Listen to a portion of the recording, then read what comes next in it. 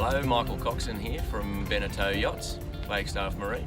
I grew up in Northern Beaches, Bayview, and primarily spent most of my time up on Pittwater. I first started sailing racing was 5 or 6 in a little Manly Junior out of Byra, which is Bayview Yacht Racing Association there, and spent, I guess, a good sort of 10-15 years sailing out of Pittwater, and then ventured down to Sydney Harbour, down to the Big Smoke, which was a little bit daunting when you're a kid, but with all the ferries and whatnot.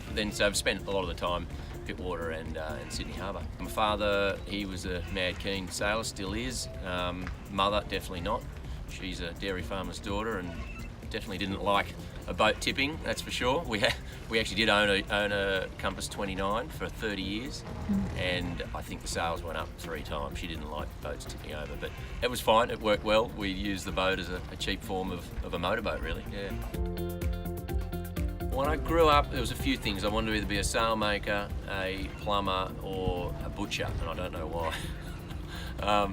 The butcher, that didn't last long. I sort of got rid of that at about the age of 12, and then through a good family friend was a plumber, and I always then later on in my teens and leaving school, I decided that's what I wanted to do, which I thoroughly enjoyed, and I still do enjoy it. But yeah, there came a time when I wanted to try something else, something a little bit cleaner.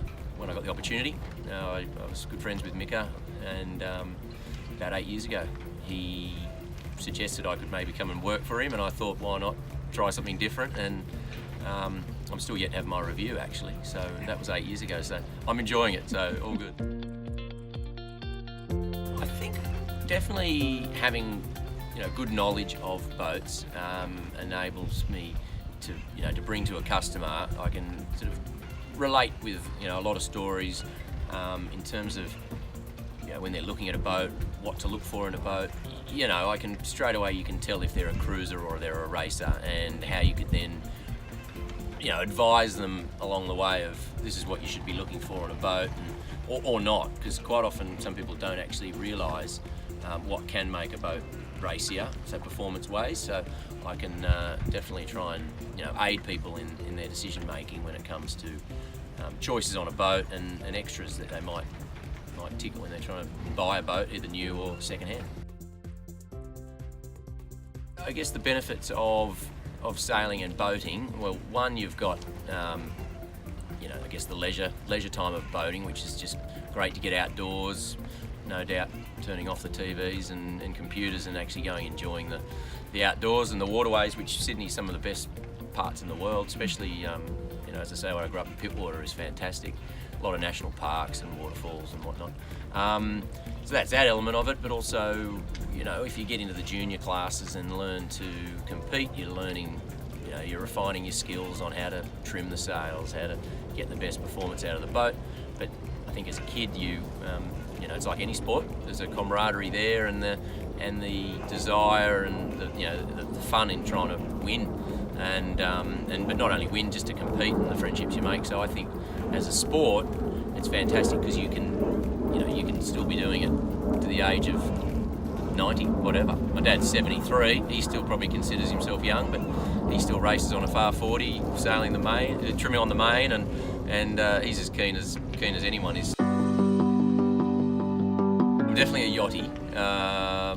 My father got me, well, he didn't really get me into powerboating. He's got a powerboat, a Grand Banks 32, lovely old 50-year-old boat, which I try to utilise where I can when I find the time. So I don't currently own a yacht.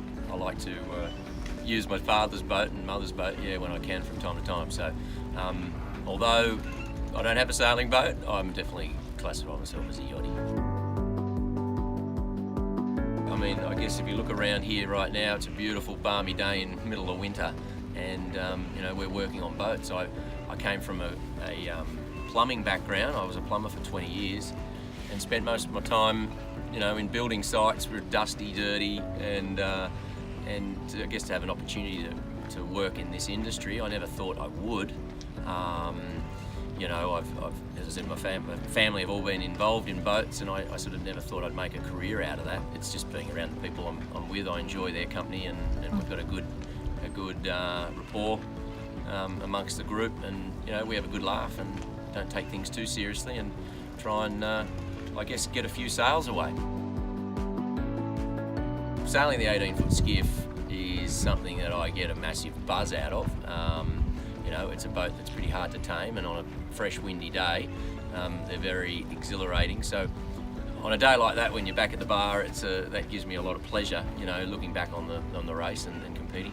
I'm sort of more prioritising around family and family time, which I'm definitely enjoying. Hence why I took sort of a year off sailing last year, just to enjoy that. Having Billy, she's only 18 months now.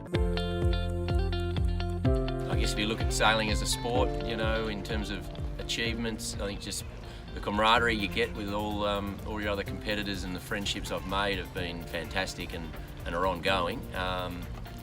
To this day, I've still got friends that I've sailed against when I was 5, and I'm now 42. Quite a few overseas regattas, and I've sailed the last sort of 15 years primarily in the 18-foot skiffs, which I've had some good success there over the years, and I just had last year off, but looking forward to getting back into sailing this year with Team SMEG, so that'll be another new challenge for me, which I'm looking forward to. Piece of advice I'd give to a customer who comes to Vic Sails Sydney and looking for obviously a second-hand boat would be, make sure you buy something that you know that you are capable of using, and I also think in terms of even how you're going to use the boat, berthing. I mean, it's obviously expensive to leave a boat in a marina, but if it means you're going to utilise the boat and be able to step on and step off, I think that can be pretty powerful.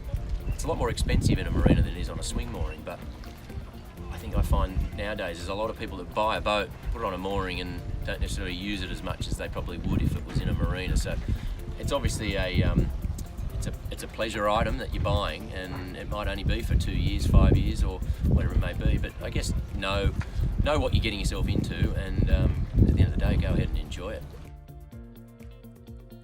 A good outcome is a good relationship both with the vendor. The vendor is obviously the first person we talk to when we're looking at doing a deal, and and they trust in us to get the listing, to sell their boat.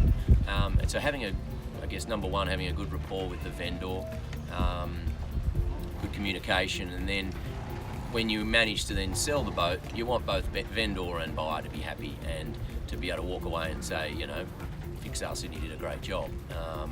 So that's sort of what we're looking for, definitely, that both parties are happy in the outcome.